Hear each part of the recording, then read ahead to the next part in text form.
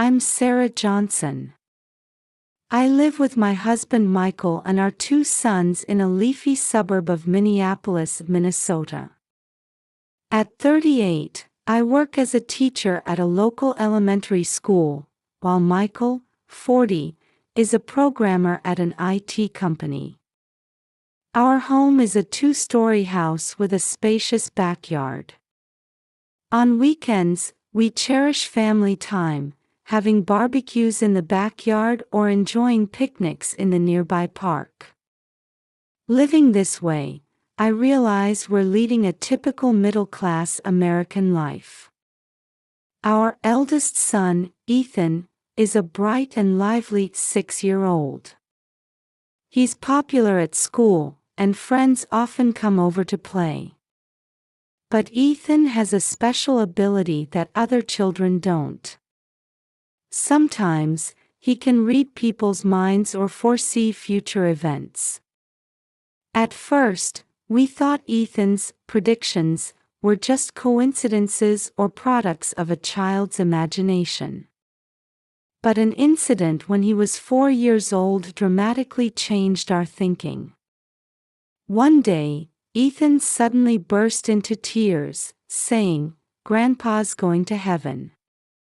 At the time, we thought it was just childish nonsense.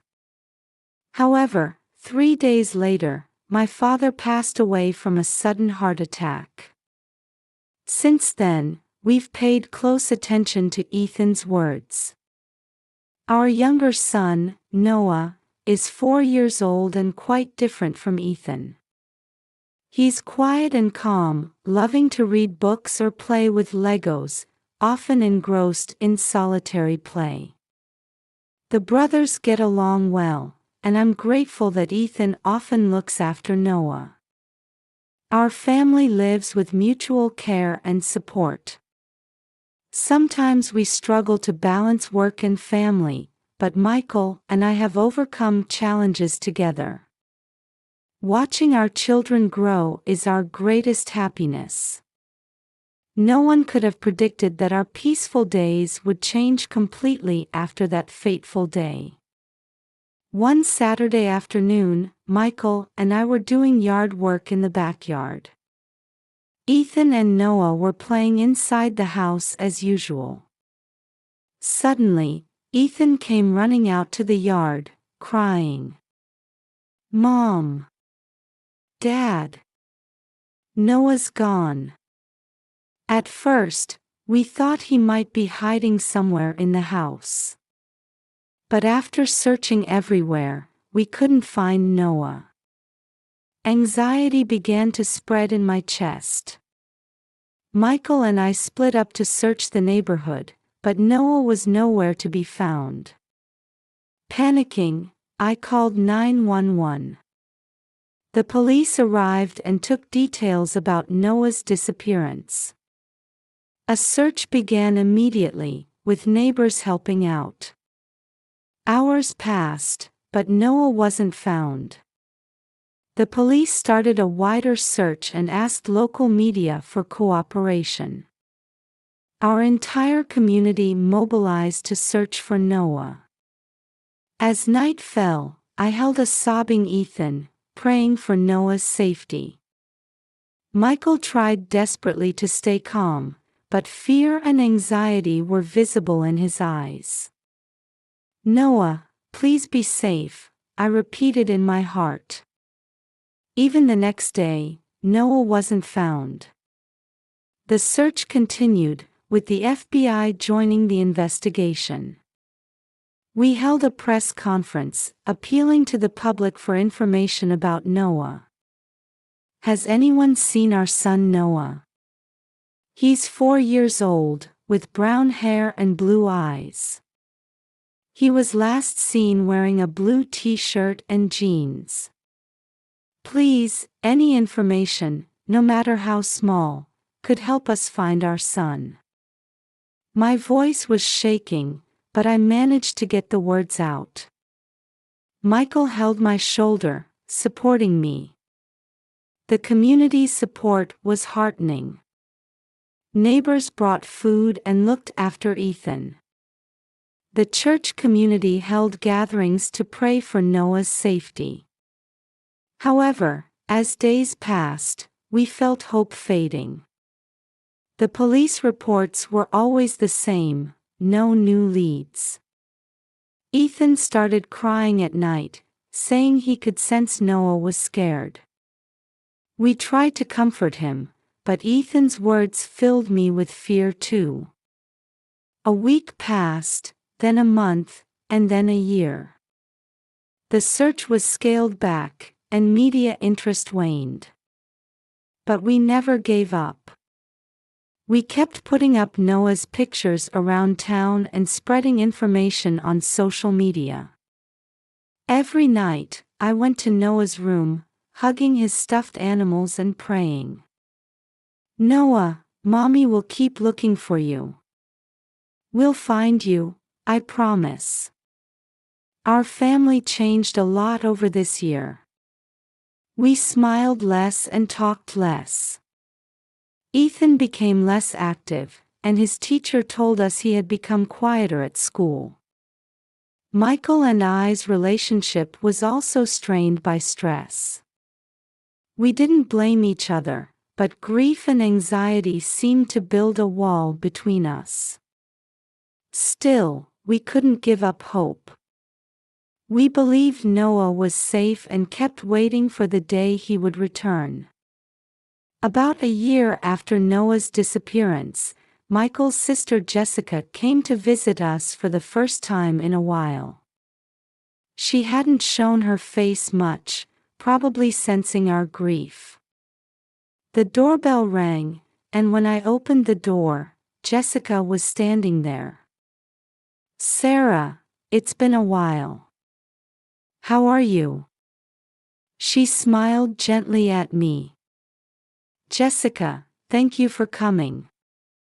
Please, come in," I invited her inside. In the living room, Ethan was watching TV.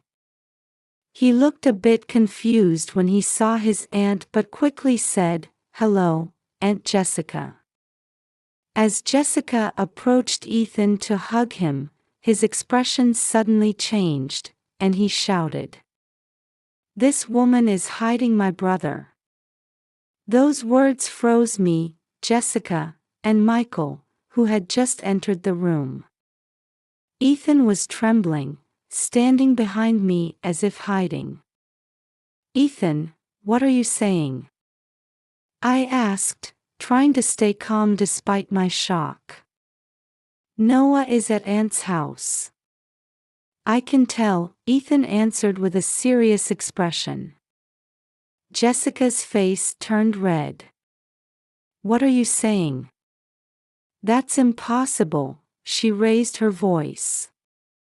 The atmosphere in the room instantly became tense. Michael looked confused, glancing back and forth between his sister Jessica and son Ethan. I felt my mind go blank. Remembering Ethan's strange ability, I struggled with whether to believe his words or think rationally. Michael sighed deeply and said, "Jessica, I'm sorry, but could you go home today? We need to talk as a family." Jessica was clearly upset but nodded and left. After she was gone, we were left in a heavy silence. "Michael, what should we do?" I asked my husband, seeking help. Michael ruffled his hair as he answered, "Honestly, I don't know. Should we believe Ethan's words, or?" We felt the complexity of American family relationships acutely. The difficulty of doubting blood relatives, the heart wavering between a child's intuition and adult rationality. There were no easy answers to these issues. Ethan looked at us with tears in his eyes. "Mom, Dad, please believe me. I'm not lying."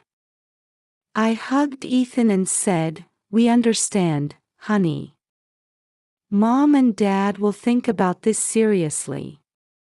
That night, After the children were asleep, Michael and I talked for a long time. We couldn't completely ignore Ethan's words. However, we also wanted to avoid unjustly suspecting family. Sarah, if Ethan's words are true. Michael's voice was shaking. But to suspect Jessica without evidence. I couldn't hide my hesitation either. We also considered American laws and social norms. The danger of suspecting an innocent person, but at the same time, the idea that children's safety should be the top priority. In the end, we didn't reach a conclusion that night. But we knew we needed to take some action. The next morning, we made a decision. Directly confronting Jessica was too risky. We decided to start by investigating discreetly. Michael took a day off work to look around Jessica's house. I decided to casually ask around the neighborhood. Before leaving the house, we told Ethan, "We believe your words. But we need to act carefully. Do you understand?" Ethan nodded, looking relieved. "Yes, I understand. I hope we can help Noah." Our investigation began. Between family bonds and truth, we set out to find answers. After several days of investigation, we made a decision. We would visit Jessica's house directly and search her garage. In American suburbs, it's common for houses to have large garages. Jessica's house was no exception. On a Saturday afternoon, Michael and I headed to Jessica's house. Feeling my stomach knot with tension, I rang the doorbell. After a while, Jessica appeared with a confused expression. "Sarah, Michael. What's wrong?" Her voice held a note of caution. Michael took a deep breath and said, "Jessica, can we see your garage?" The color drained from Jessica's face. "Huh? Why?" "We're concerned about what Ethan said," I added in a small voice. Jessica was clearly flustered, but perhaps aware of the neighbor's eyes, she reluctantly invited us in. In American suburbs, neighborly relations are important. People generally try to avoid trouble. Entering the living room, Jessica tried desperately to appear calm. "The garage is just a pile of junk. It's not worth seeing." However, Michael didn't back down. "Still, I'd like to check." Jessica hesitated for a moment but eventually agreed. "All right.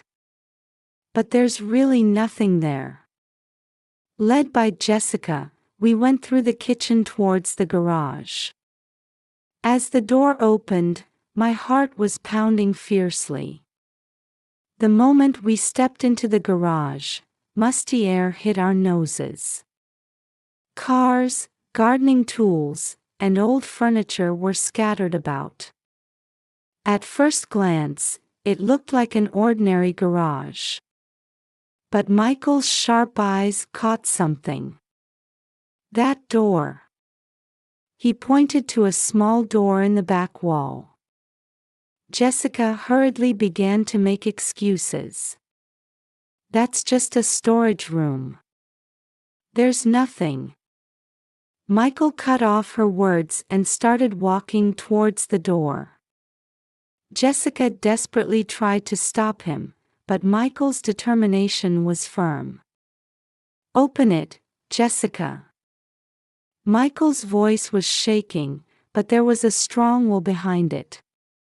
Jessica, looking like she was about to cry, hesitated for a while but eventually took a key out of her pocket.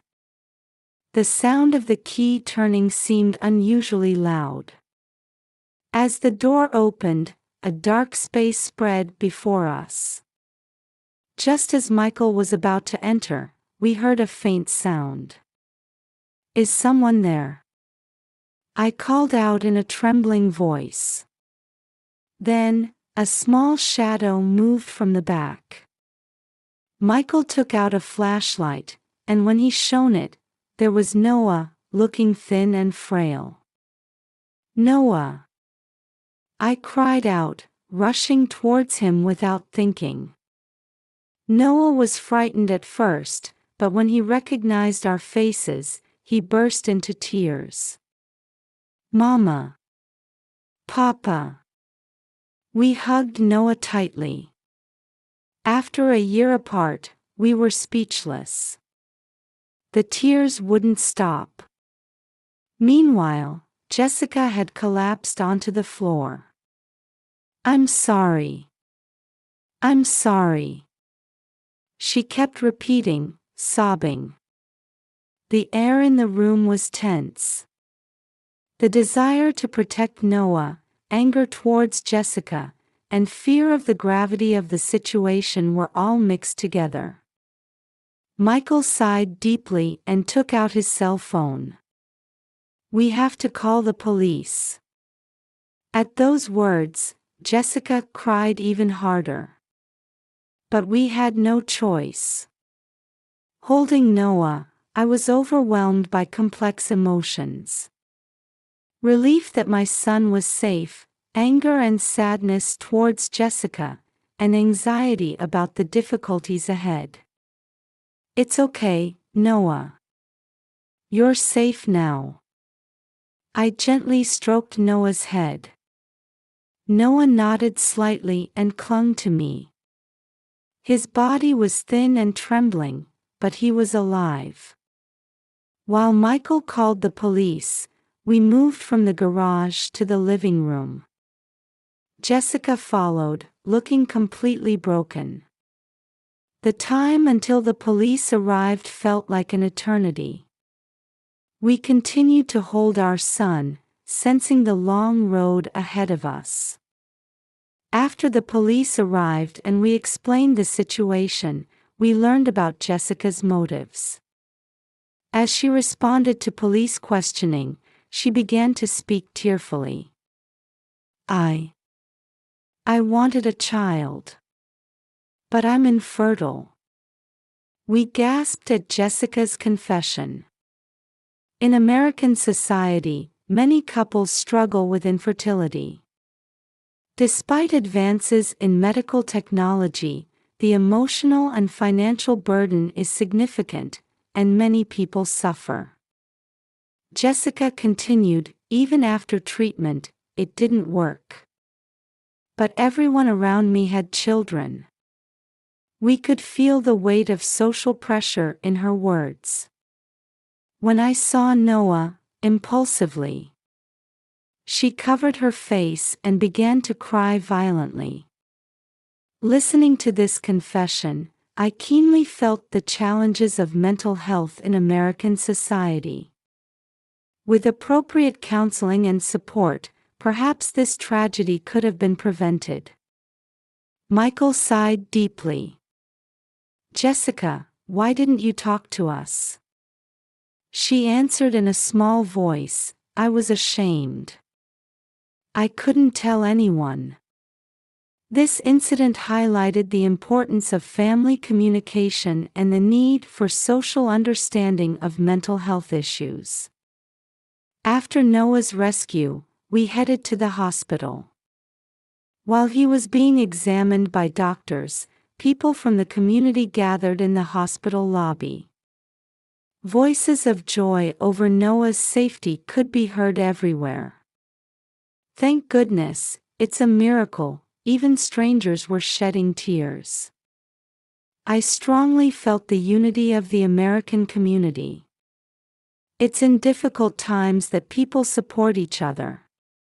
The doctor informed us that Noah's physical condition was relatively good, but psychological care would be necessary.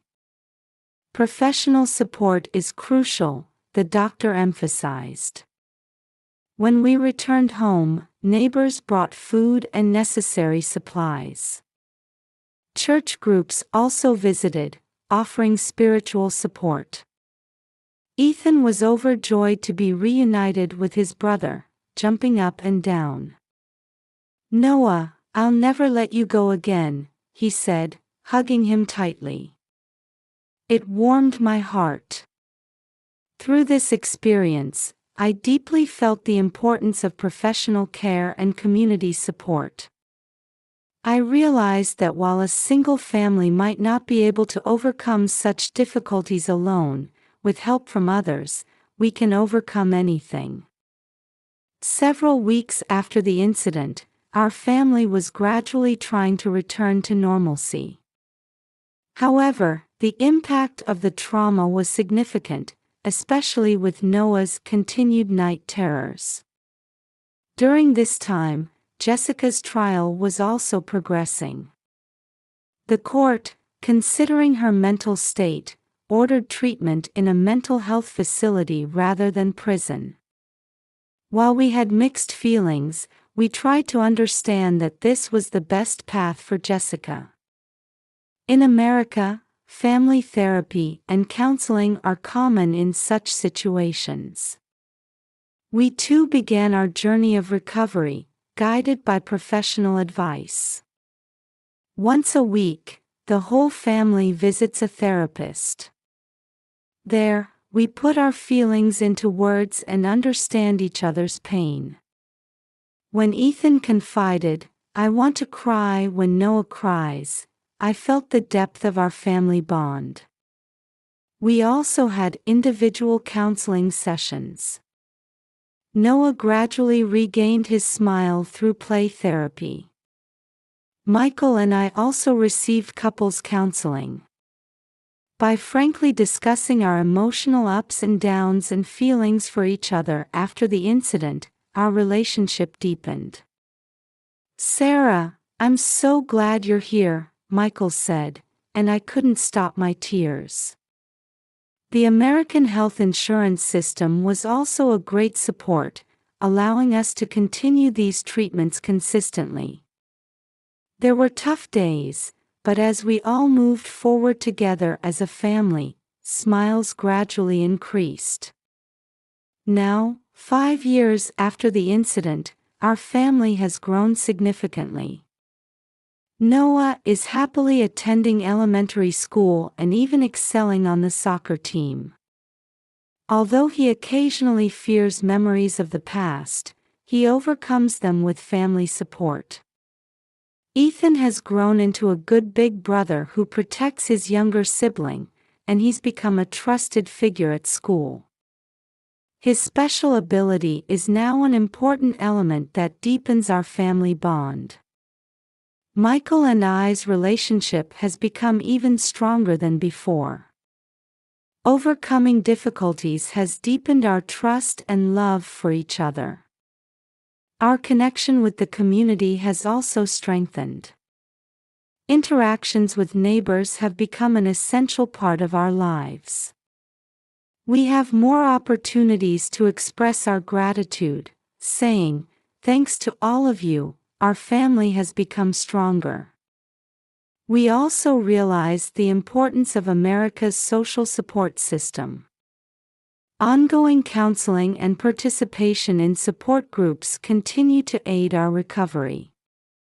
Through this experience, we've learned the importance of family bonds and hope. We believe that with love and mutual support, any difficulty can be overcome. With this belief, we continue to live each day with smiles on our faces.